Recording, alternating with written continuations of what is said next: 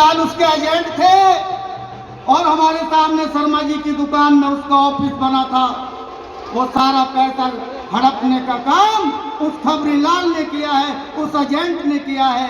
जो किसी का मकान बनता है तो देखता है कि क्या कमी है, विकास प्राधिकरण में नोटिस देने का काम करता है। और जो वर्तमान भूतपूर्व पार्षद हो गए हैं, उनकी विशेषता देखिएगा आप। कोरोना काल था और कोरोना काल में इन्होंने क्या काम किया। जब जनता इनके द्वार पर पहुंची तो बोले प्राण कैसे बचेंगे मेरे।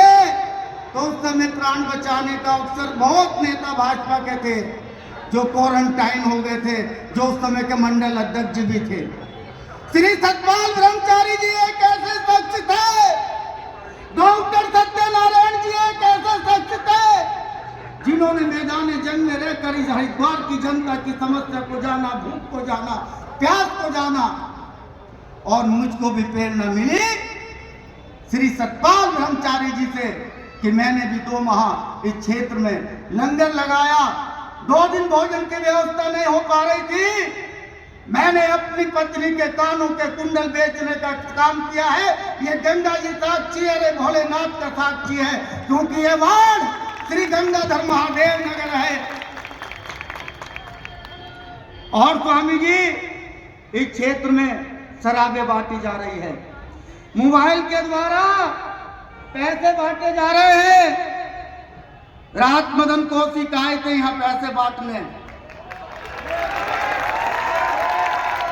मैंने कहा मदन जी आप तो बड़ी मेहनत कर रहे हो।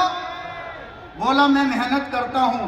अगर आप मेहनत करते तो बलराम को रखते क्यों डर के रात के 12 बजे आ रहे हो। स्वामी सतपाल जी की तरह दिन में क्यों नहीं आते। क्योंकि जिसके मन में चोर होता है वो रात को आता है, और जो ईमानदार होता है वो दिन में आता है। स्वामी जी 2 पहलवान भारतीय जनता पार्टी ने उतारे हैं मेरे खिलाफ, और आप ब्रह्मचारी हैं और आपके अनुयायी हैं। धोबी पछाड़ मारूं मैं दोनों पहलवानों को, आप आशीर्वाद दे दो। स्वामी जी कैलाश चंद भट्ट आप इधर आओ।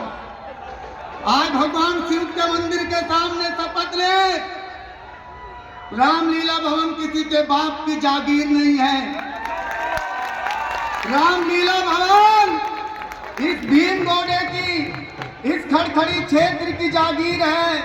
प्रत्येक दिन प्रत्येक रामलीला में यहाँ के लोग पैसे देते हैं, अनुदान करते हैं, दान करते हैं। वाह भाई वाह, बैंकट हॉल से भी ज्यादा बना दिया। टेंट भी तुम्हारे लगेगा, बिजली की चोरी तुम्हारी होगी। बताओ कितनी बिजली की चोरी करते हो हर शादी में। मेरे तो रिपोर्ट है। मैं बलरामगिरी नहीं, बलरामगिरी कड़क हो चुका हूं।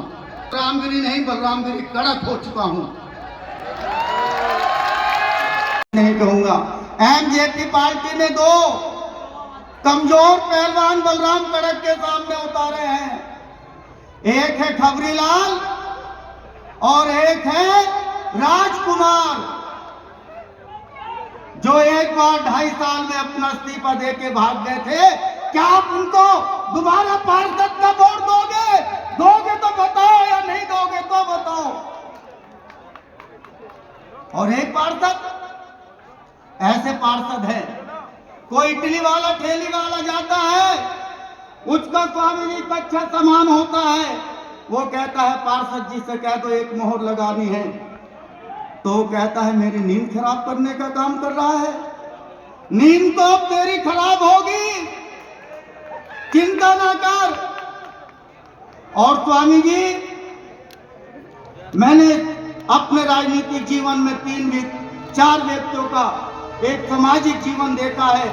एक मेरे राजनीतिक गुरु भाई अमरीश कुमार जी, दूसरे श्री सतपाल ब्रह्मचारी जी, हम आपके अनुयायी हैं, और तीसरे भाई कैलाश चंद भट्ट जी। और कैलाश भट्ट जी के और मेरे सुपरस्टार जिनका नाम कर्तव्यनिष्ठ धर्मपरायण श्री सत्यनारायण, हम उनके कार्य से भी प्रभावित हैं। हमने यह चुनाव लड़ने का निर्णय लिया है।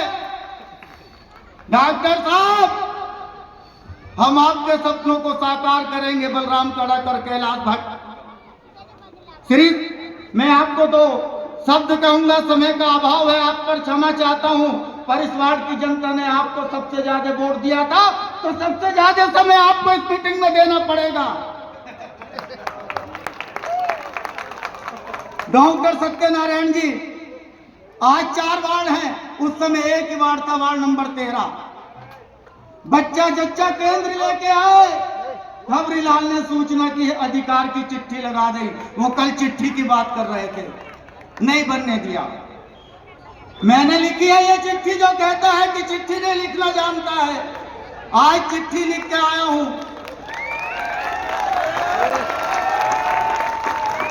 और उसमें 20 बेड का अस्पताल था। और सतपाल ब्रह्मचारी जी, आयुर्वेद अस्पताल की व्यवस्था थी, क्योंकि डॉक्टर तो स्वास्थ्य की ही बात करेगा ना, तो अस्पताल ला रहे थे। आज सूक्ष्म रूप से काली मंदिर में चल रहा है। हम पार्षद बने तो रामलीला ग्राउंड में उसको खोला जाएगा। दूसरा, आईडेल, एक पानी की ऐसी व्यवस्था थी, अमृत योजना कह रहे, अमृत योजना भी फेल थी, जो डॉक्टर सत्यनारायण जी लेके आए थे।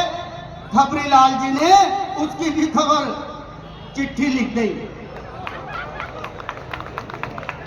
विजय जोशी जी से कहा, डॉक्टर सत्यनारायण जी ने आकू बरथाल जी से कहा कि आपके क्षेत्र में ऐसा होने जा रहा है, और खबरीलाल ये खबर छपवा रहा है।